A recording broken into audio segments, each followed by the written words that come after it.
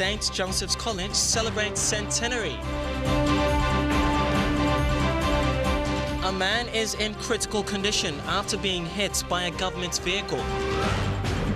And Games Organising Committee told to present reports on infrastructure variations. This is National EMTV News with Tokana Hasavi. Good evening and thanks for joining us for Sunday's news. The St. Joseph's International Catholic College is gearing up to celebrate its 100 years of providing education services to the country. Last night, the school unveiled its centenary logo and song during a corporate dinner to raise funds for the celebrations in 2017.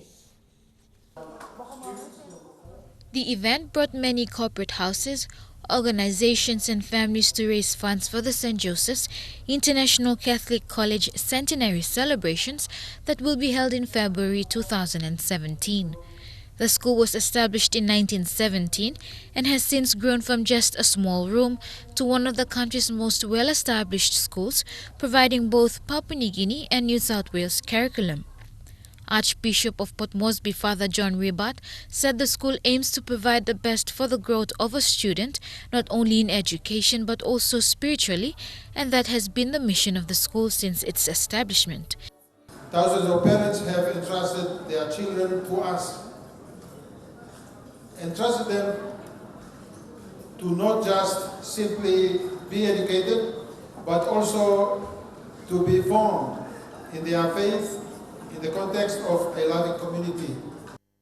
The corporate dinner last night was not only to raise funds, but to also launch the centenary logo and song for the school.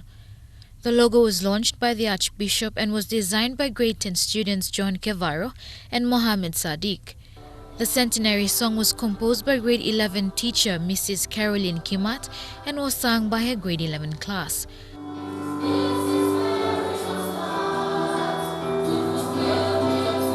This is not the end of the preparations for 2017, as there will be more events taking place.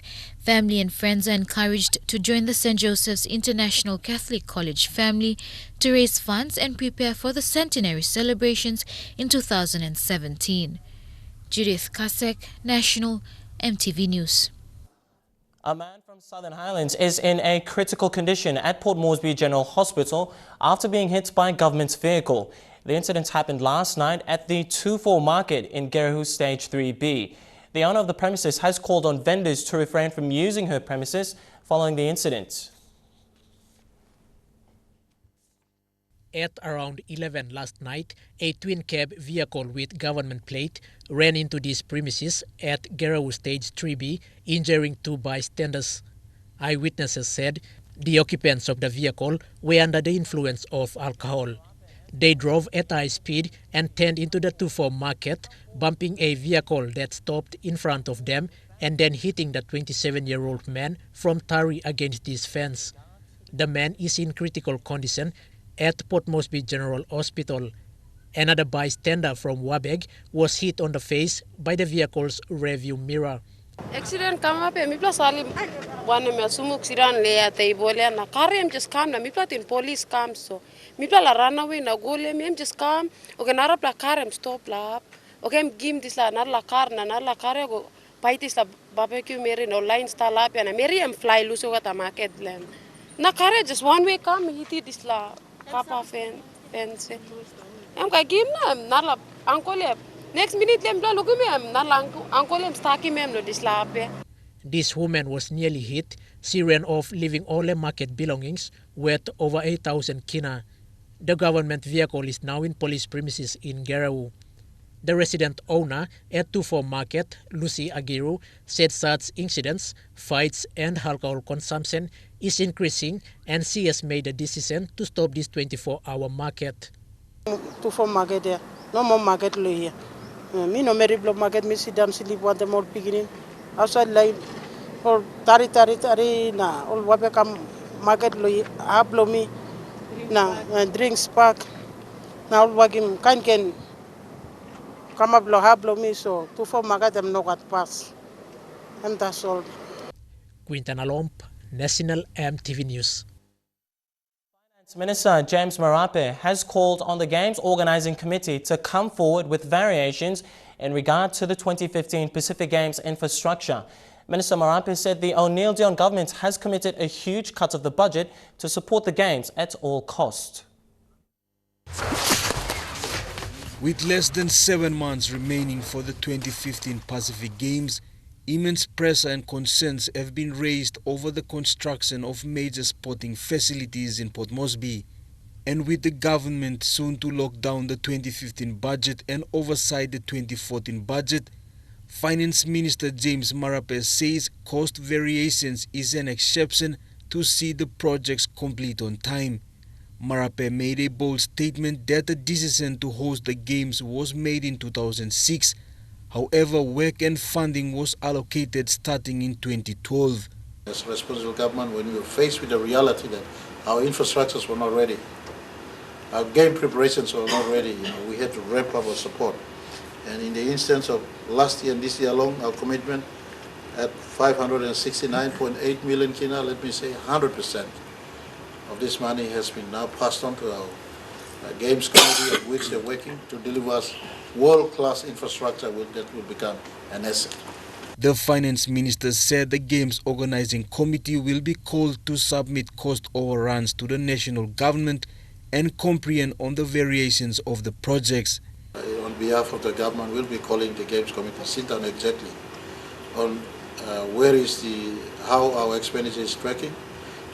Minister Marape is confident PNG will successfully host the Games and leave a legacy for other Pacific nations come 2015. Jack Lapauvet Jr., National EMTV News.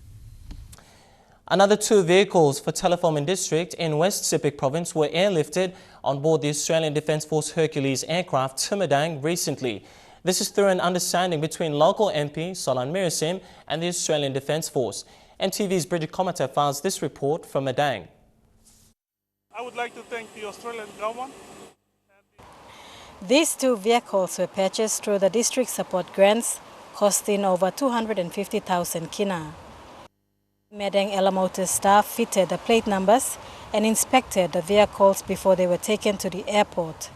Australian Defence Force Wing Commander for Squadron 37, Darren Goldie, and his troops were there to supervise the load. Telefomin MP Solan Mirisim was also given the privilege to load one of the vehicles. Mr. Mirisim commended the Australian Defence Force for their assistance in airlifting the vehicles free of charge. One vehicle will be given to Telefomin High School and the other to the Electoral Office. Ventured into doing an arrangement with them to assist taking in some equipments, cars, and some other school materials, medical supplies into Telefomin, where Telefomin is one of those remote districts which is accessible by air only. Flying down the valleys and the gaps and the passes and learning more about New Guinea, so that when we are called here, either to assist like we are today, or if there's a humanitarian assistance project, like if there's an earthquake or a tsunami or something like that, that our pilots can fly in and provide assistance at short notice. As you can see, the vehicles have been loaded onto ADF aircraft Hercules. This is the second lot of vehicles to be airlifted into Telefomin since there is no road network. However, all this arrangement will be a thing of the past, as the groundbreaking ceremony for the Tabubil Telefomin Road will be on November 24. Bridget Komatep, National EMTV News, Madang. Hailstorm affects businesses in Mendi Town. I'll bring you that story and more coming up next. Stay tuned.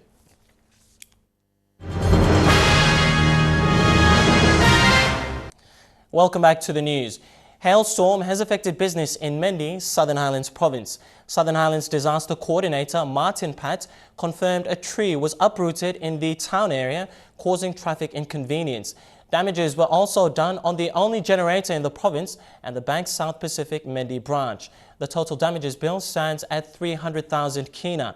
Pat said this was a repeat of 2009, where 4 lives were lost, with 57 other people sustaining injuries. Customer service is the key business game for the national flag carrier in New Guinea.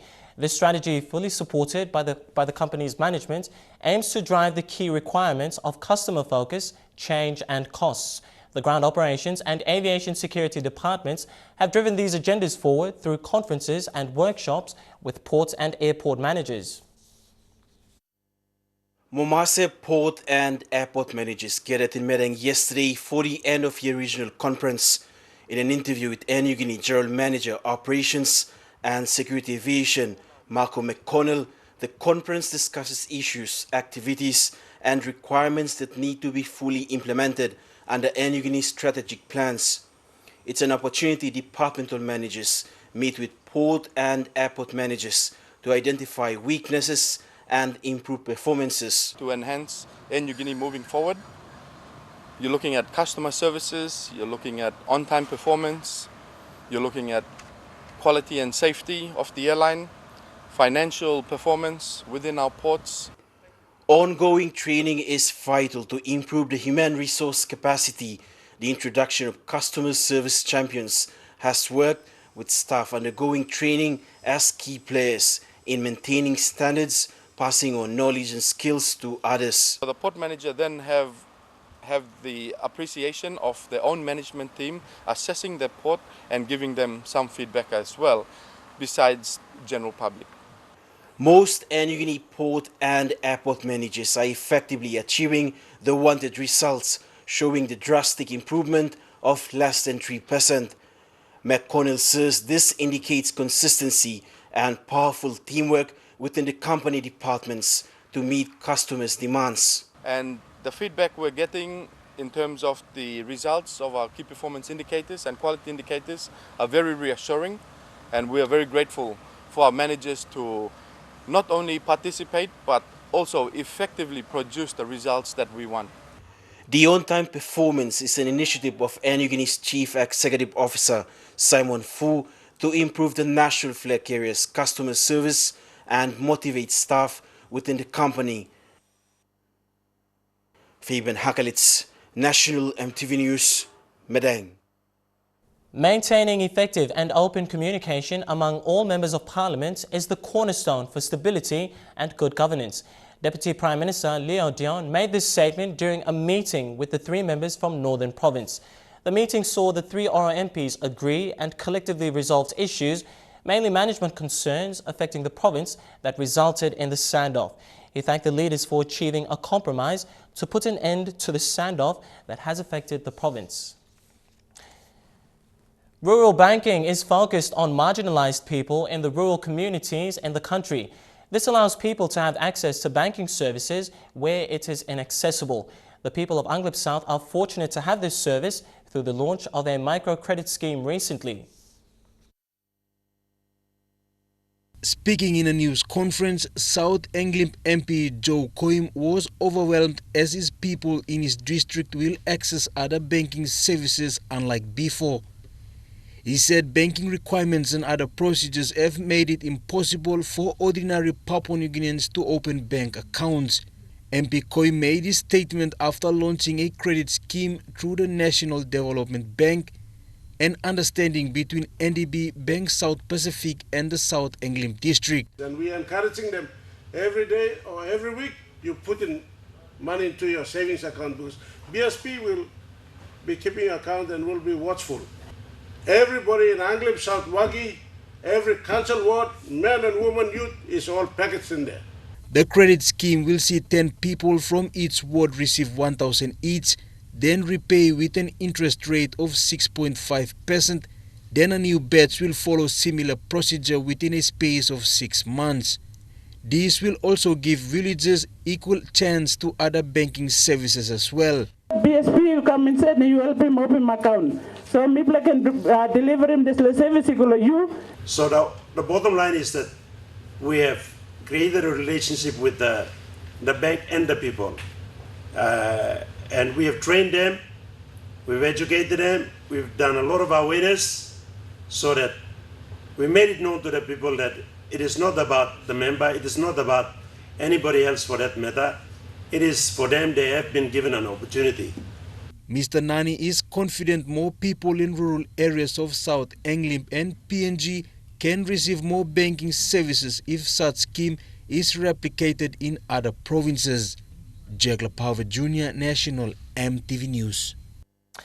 And that's all we have for our news segment tonight. In True Guy Sports coming up next, Team NCD confident of winning the 6th BSP PNG Games. Stay tuned for the details.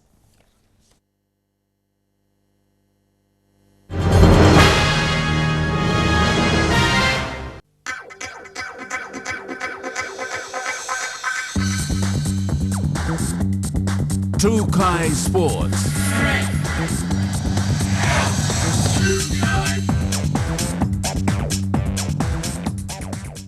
BSP PNG Games 2014. 6 days to go. Support your province. The Hebel PNG Barramundis have beaten Hong Kong by 3 wickets in their second one-day international match against Hong Kong this afternoon. Chasing Hong Kong's run target of 261, the PNG team were hoping for a repeat performance after their 4-wicket victory yesterday in Townsville, Australia.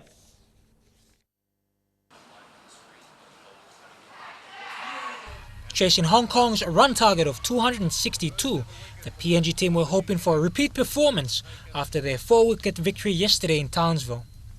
Hong Kong were off to a good start, although PNG's bowling attack, led by Willie Gavera, did their best to restrict the Asian team. Gavera in fine form with 3 wickets off 4 balls, as Hong Kong appeared to place them under pressure in the final over. The 262 to win target daunting for PNG. They got off to a bad start, losing 2 wickets early as Hong Kong were looking for revenge. But with 3 runs required in the final over for PNG, it was only a formality for the Barramundis. The Barramundis making it 2 out of 2 and creating yet another milestone for Papua New Guinea. Jeremy Moggy, National EMTV Sports. Congratulations to the Barramundis. Moving on with sporting updates, NCD Governor Powers Parker has pledged 600,000 kina for Team NCD for the 6th PNG Games. The announcement was made during the team's official bonding session for athletes and officials at Mara Barracks yesterday. The team were also presented with their official PNG Games uniforms. With only 8 days before the PNG Games, Team NCD had its bonding session as an icebreaker. Governor Powers Parker said he is positive that the team will do extremely better in the PNG Games. He encouraged athletes to be good sportsmen and women. We are bringing new, young, raw talent to showcase their potential, build future stars for tomorrow, and play fair in the name of sports. Governor Parker is confident Team NCD will defend its title in the 6th BSP PNG Games. Meanwhile, in terms of security, General Manager John Boyno said they will take extra precaution in ensuring the safety of all athletes by taking 20 police officers with them to host City Lay. A naming rights sponsor, who is also one of the major sponsors, is Southern Cross Insurance. They have sponsored us 200,000, 100,000 in cash to the team and 100,000 to cover our insurance. So they're the major sponsors, and we have National Gaming Control Board. Team NCD will send its first 100 athletes from the total of 700, including the officials, to witness the opening ceremony of the 6th BSP PNG Games. 1, 2, 3, you look out there! Rufaila Kaure, National EMTV Sports. On a related note, the Papua New Guinea Football Association has announced draws for soccer matches during the 6th PNG Games. 41 teams, including 21 men's and 20 women's teams, are on standby from 22 provinces in the country. Tournament Director Joseph Aladona said the announcement was to lift the standard of football in the country to an international level that will match the FIFA standards. It's PNGFA, Pacific Games, PNG Sports Foundation, and not doing it only for football but all other sports in PNG Games and Pacific Games. We are putting in all the SCM's sports commission managers to the PNG Games to assist and technically try and build standards from the PNG Games. And Executive Director for PNGFA said it was better to do the official draws so that the teams knew which teams to play against in the PNG Games. We have 21 men's team, 20 women's team participating. That's a very significant number. and we are proud to do the draws officially for soccer as a transparent manner so that people know whom they're going to play up against. The PNG Sports Foundation Director Peter Chalapan says that bringing the standard up will improve sports in the country and make it more global. So that we meet the minimum international standard, and I guess the PNGFA has set the pace, and that's the way to go. To have to ensure that whatever we do are transparent, so every team should at least get themselves prepared for the PNG Games. Mr. Chalapan also emphasized of good quality control, and it is important to ensure that teams meet the minimum standard. PNGFA has set the pace of all teams to get prepared for the 6th BSB PNG Games. The Papua New Guinea Football Association intends to use the PNG Games to begin the pathway to lift the standard in football and identify talents that can be drafted into training squads for the coming Pacific Games and future football tournaments. These opportunities will extend to other sporting codes to lift the standard in the future.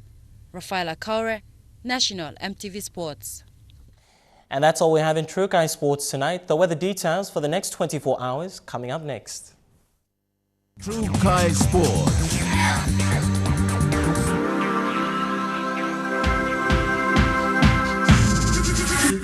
True Kai Sports.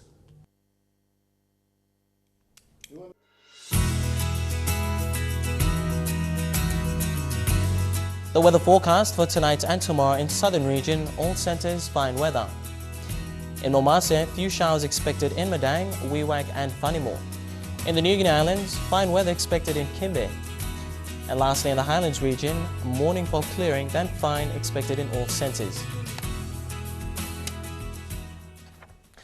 And that ends the news this Sunday. From the news crew, I'm Tokana Hasavi. Thanks for your company. You take care and stay safe. Good night.